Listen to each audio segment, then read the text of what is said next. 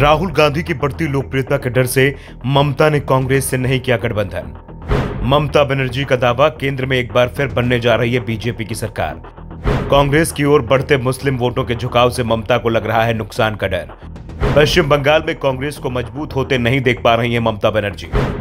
पश्चिम बंगाल में इंडिया गठबंधन से ममता बनर्जी ने खुद को अलग कर दिया है। वो ये तो दावा कर रही हैं कि टीएमसी इंडिया गठबंधन में है, लेकिन वो इंडिया गठबंधन की दूसरी पार्टियों के साथ सीटों का बंटवारा करने को तैयार नहीं है।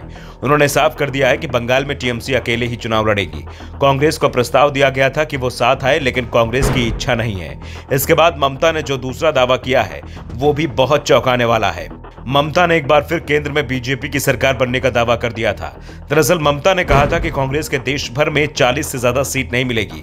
ये बात जानते हुए भी करीब 200 सीटों पर तो कांग्रेस और बीजेपी के बीच सीधा मुकाबला ही होना है और कांग्रेस 25 से ज्यादा सीट तो केरल, तेलंगाना और आंध्र प्रदेश से ही जीत जाएगी, जहां उसका मुकाबला बीजेपी से नहीं होगा बल्कि दूसरे क्षेत्रीय पार्टियों से होगा। यानी ममता के दावे को माने तो बीजेपी को सीधे सीधे 200 सीटों पर जीत मिल रही है। बाकी की बची 72 सीटें तो वो यूपी, बिहार जैसे राज्यों से ही निकाल ले जाएगी। यानी ममता ने भले ही ये नहीं कहा कि मोदी सरकार रिपीट हो रही है, लेकिन जिस तरह से उन्होंने कांग्रेस की सीटों की संख्या बताई है, अगर वो सच हुई तो फिर केंद्र में बीजेपी की सरकार आसानी से बन जाएगी। दरअसल ममता के इस दावे के पीछे की कहानी कुछ और इशारा कर रही है। ममता को बीजेपी से ज्यादा डर कांग्रेस से लग रहा है और इसी के चलते वो इस तरह के बयान दे रही हैं। बंगाल में कांग्रेस को रोकने के लिए ही उन्होंने 2 सीटें इसलिए छोड़ने का प्रस्ताव दिया था क्योंकि ममता को भी एहसास था जिन 2 सीटों को वो कांग्रेस को दे रही हैं, वहां टीएमसी कांग्रेस का मुकाबला ही नहीं कर पाएगी।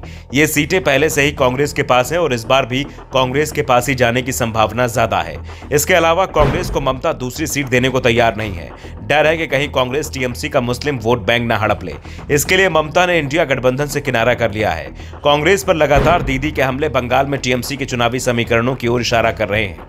अयोध्या में रामलला की प्राण प्रतिष्ठा के दिन कोलकाता के मुस्लिम बाहुल्य पार्क सर्कस इलाके में ममता ने सर्वधर्म रैली निकाली थी और कांग्रेस पर कटाक्ष किया। ममता बनर्जी राज्य में अपने महत्वपूर्ण मुस्लिम वोट बैंक पर पकड़ बनाए रखने के लिए सभी प्रयास कर रही हैं। वे इसके लिए विपक्षी इंडिया गठबंधन को दांव पर लगाने के लिए भी तैयार दिख रही हैं।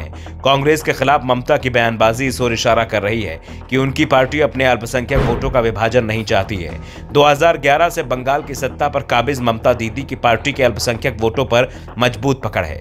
दीदी को डर है कि कांग्रेस इसमें सेंध लगाने की कोशिश कर रही है। 22 जनवरी की रैली में ममता ने खुले तौर पर मुस्लिम मतदाताओं से कहा था कि टीएमसी के अलावा किसी अन्य पार्टी का समर्थन करके अपना वोट बर्बाद न करें। 2011 में सत्ता आने के बाद टीएमसी सरकार ने इमामों के लिए भत्ते और मुस्लिम छात्रों के लिए स्कॉलरशिप की घोषणा की है। इसके अलावा कल्याण बोर्ड के निर्माण और सरकार द्वारा मान्यता प्राप्त मदरसों के लिए 50 करोड़ रुपए के अनुदान की घोषणा करके अल्पसंख्यक वोटों को और मजबूत किया है। ममता ने सीएए एनआरसी के खिलाफ दिसंबर 2019 और जनवरी 2020 के बीच जारी आंदोलन को भी अपना समर्थन दिया था। अपनी इन्हीं नीतियों पर सवार होकर ममता दीदी की पार्टी बंगाल में चुनाव दर चुनाव जीतती आ रही है। 2018 और 2023 के पंचायत चुनाव और 2021 के विधानसभा चुनाव में अल्पसंख्यक मतदाताओं ने टीएमसी का खुलकर समर्थन किया। 2021 के विधानसभा चुनाव में गठबंधन बनाने के बावजूद कांग्रेस और वाम मोर्चा दोनों 294 विधानसभा सीटों में से एक भी जीतने में विफल रहे। इससे साफ हो गया कि मुस्लिम मतदाता दीदी का कट्टर समर्थक है। Bureau report, the Navdarpan news.